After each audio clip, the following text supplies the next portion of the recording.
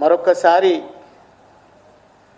రక్త చరిత్ర సృష్టించడానికి బీఆర్ఎస్ పార్టీ కాంగ్రెస్ ప్రభుత్వం సిద్ధమవుతున్నట్టుగా తెలంగాణలో చాలా స్పష్టమైనటువంటి వాతావరణం కనిపిస్తూ ఉంది.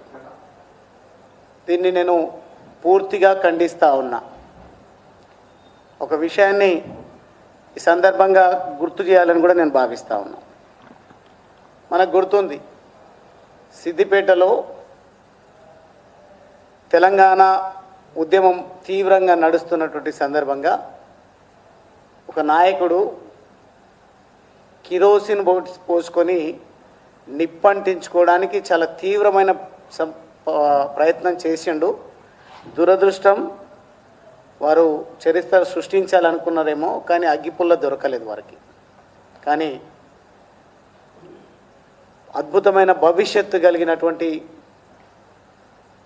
శ్రీకాంతాచారి అనే ఒక యువకుడు ఎల్బీ నగర్ చౌరస్తాలో పెట్రోల్ పోసుకొని నిప్పంటించుకొని చావు బ్రతుకుల్లో ఉంటూ కూడా ఒకవేళ గనక మళ్ళీ నేను బ్రతికి బయటపడితే తెలంగాణ రాష్ట్రం ఏర్పాటే జరగకపోతే మళ్ళీ కూడా చావడానికి సిద్ధంగా ఉంటా అని తాను చావు బ్రతుకుల్లో కొట్టుమిట్టాడుతూ కూడా గర్జించిన విషయం మనందరి కళ్ళల్లో కదలాడుతూ ఉంటుంది ఎప్పటికీ.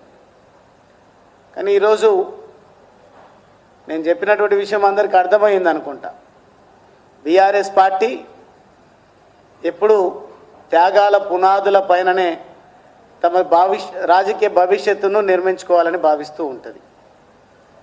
ఆ త్యాగాలలో నేను గర్వంగా చెప్తా ఉన్నా, మా త్యాగం కూడా చాలా గొప్పది.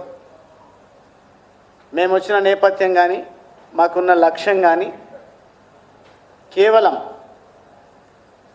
తెలంగాణ రాష్ట్రం వస్తే చాలు ప్రజల సమస్యలు పరిష్కారం అవుతాయని భావించి, political power is master key అని భావించిన ఆ మాస్టర్ కీ చేజెక్కించుకునేటువంటి ప్రయత్నాన్ని మేము ఎప్పుడు కూడా చేయలేదు.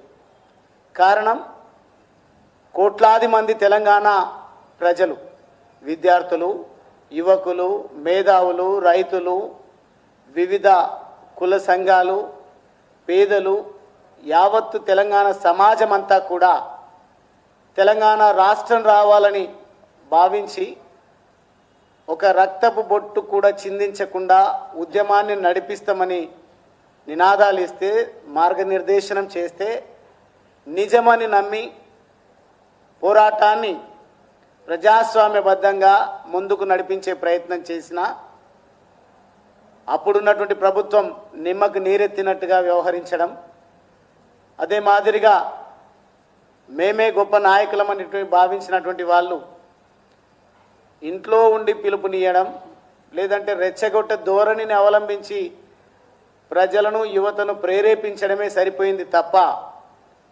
తెలంగాణ వచ్చేటట్టు లేదు అని ఎంతోమంది బలిదానాలు చేసినటువంటి సంగతి మనందరికీ కూడా తెలుసు.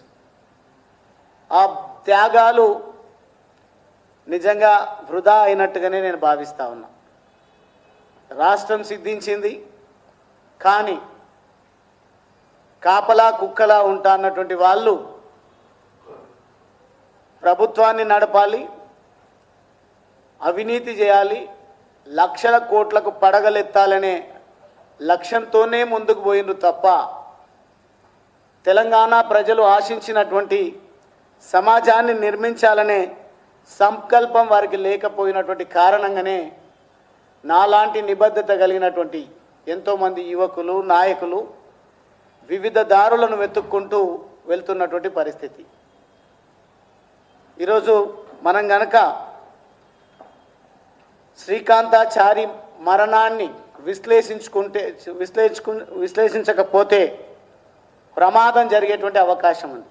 పాపం అమాయక మిత్రులు, మా తమ్ముళ్ళు, మా అన్నలు, నాతో పాటు తెలంగాణ ఉద్యమాన్ని ముందుండి నడిపినటువంటి నాయకులు, విద్యార్థి సోదరులు ఈరోజు మరొక్కసారి మా రక్తాన్ని చిందిస్తాం, మా రక్తాన్ని ఇస్తాం, రైతులకు మేలు చేసే దానిపైన దృష్టి కేంద్రీకరించండి అని వారు నిన్న ముఖ్యంగా బీఆర్ఎస్ పార్టీ నుండి కొంతమంది నా మిత్రులు రక్తపు బాటిళ్లతోన వారు ముఖ్యమంత్రి ఇంటిని ముట్టడి చేయడానికి వెళ్ళడం జరిగింది.